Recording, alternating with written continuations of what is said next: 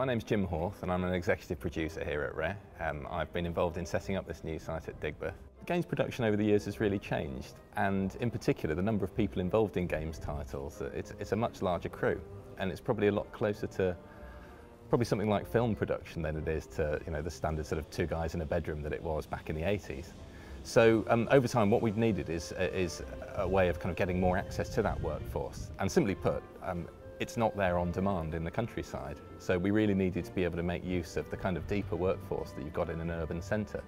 So we've picked a region that it's almost like a little Soho, if you like. There are lots of kind of neighbouring companies that are involved in kind of web and digital, and as gaming moves into these spaces and the media crosses over, it's important that we've got access to that kind of workforce. So really we're trying to have the best of both worlds here.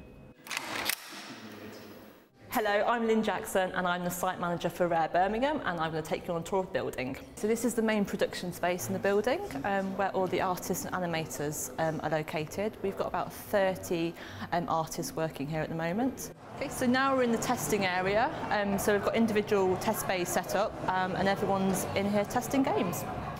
Our aim in testing is to make sure that the game is really enjoyable for the players, and there's no nasty things that turn up to upset all your fun.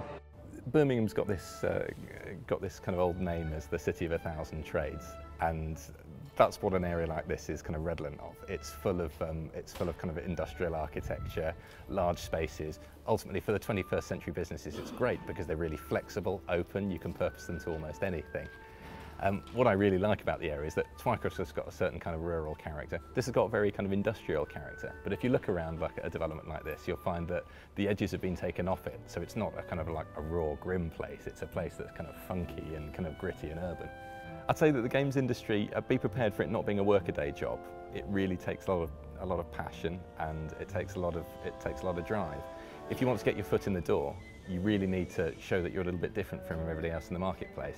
Don't just expect to do your coursework and expect everybody to applaud you for that. You really need to get involved in other things. All over the country there are things like 48-hour game hot housing competitions and development things that give you a chance to show something other than your pure academic record. So get out there and do stuff that's out of the ordinary.